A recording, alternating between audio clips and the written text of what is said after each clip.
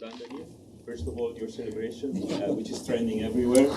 How much I didn't even see it yet. to win this? Yeah, I didn't see it yet, but yeah, I mean, first of all, I lost 3 very tight matches this year, 2 of which I was really close to winning, Tien and Grigspor. And the more you lose matches like this, the more you lose confidence in these tight moments. You know, I remember one time in 2019, I was actually surprised I didn't follow the statistics, but I had like 20 tiebreaks, 1 in a row, something like this. This is a matter of confidence. Sometimes you are, sometimes you are not. So if I would have lost this one, it would have felt bad. And also, I was actually, I mean, if I would make a winner on a match point, I would probably be less excited because I was surprised. I thought the point is over and we go again, and he missed it. It happens, and I was surprised, and that got my adrenaline too much. I couldn't control it.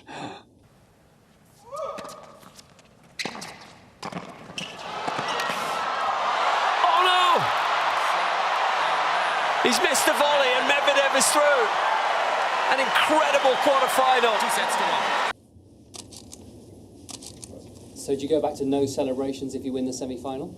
I don't know. Depends the match. Depends the moment. I mean, today was an amazing match, amazing crowd, amazing match, tough one with the win and everything. But I felt like high level from both of us, so it was just a great feeling to win it. I mean, always a great feeling, but sometimes it's, you know, Personally, I never understood when it's like 5-1 40 love and the guy goes crazy. Well, yeah, we can lose matches like this, but most of the time you're like, yeah, probably win it. And that's why me, if it's like 5-2 40 love, I'm like, okay, I just do one my serve and the match is over. It's okay. So yeah, but everyone is different. So let's see. Have you actually watched a video of the celebration? Not yet. But I kind of see myself what I did, so I don't even need to watch it. And I mean, the adrenaline got me going, so I jumped next to him, and then I was like, sorry, man, I usually don't celebrate like this, but, it's okay, it can happen.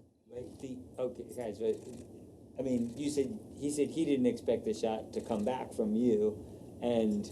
he said it? Yeah, yeah, and then funny, also, I guess, the return, it was a couple of points before, the return of serve and the deuce card gave you the first match point.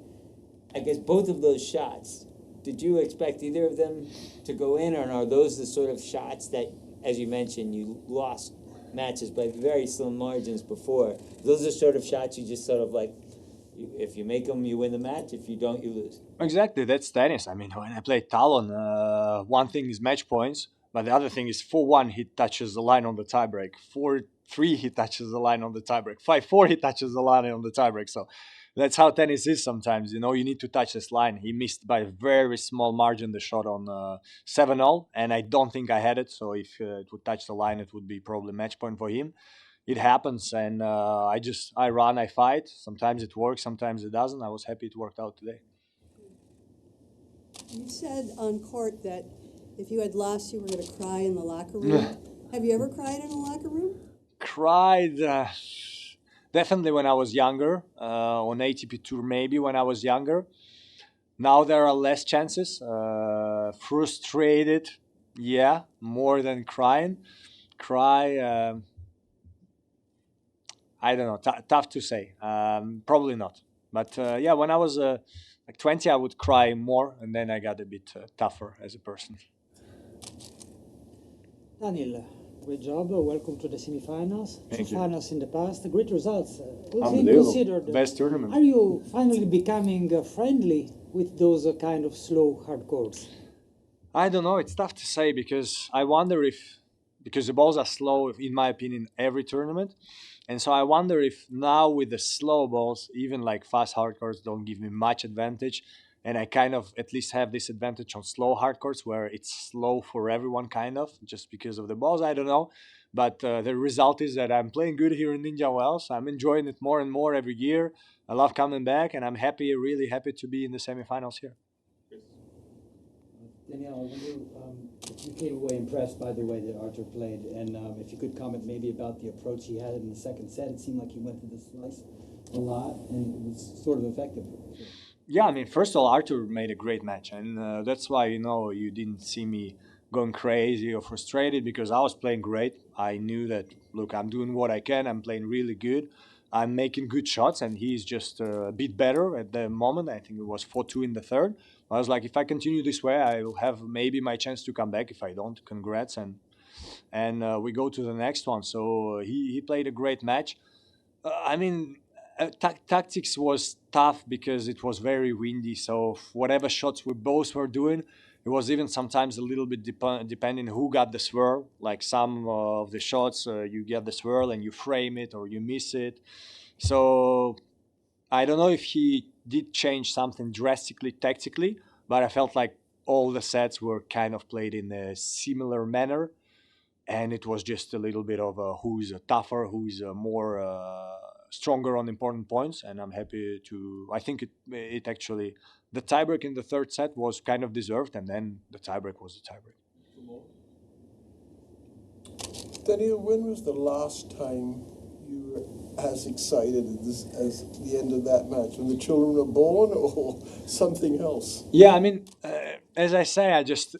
In a way, I just didn't control it because I was so surprised that I won it on this shot. But for sure, like when I beat Zverev in the Australian Open was an unbelievable feeling. I mean, even when I beat Rusevori, it's the same. I think it was 6-0. So the final point was like, okay, it's just another point, just to win the match. But like the excitement was there because it was a crazy match. But to celebrate like this, I remember US Open 2019 against Rublev, because I had some physical struggles during COVID, during the lockdown, and I didn't know how I'm gonna come back to tour. Like I thought I'm gonna need a lot more time, and was a good match, and I was kind of surprised to win it, and I was really excited, and I think I celebrated it. So sometimes it happens. Last one, Igor? Question about Holger. You faced him 3 times.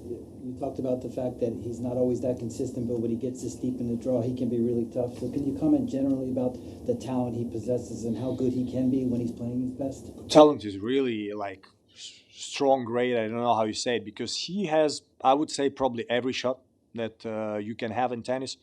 Good slice, good drop shot, good volley. He can spin, he can play flat, he can serve well, he can like kick well. I feel like he has every shot. I wonder even if maybe sometimes it disturbs him, because when you have like that many arms, might even be tricky. But as I say, I think we all see, and probably he knows it, that sometimes he's not consistent in the beginning of tournaments. But when he's like deep there, he's a tough player to beat. So I'm expecting a tough match. I need to play well. I'm doing it right now, and I'm looking forward. Thank you. Thank you.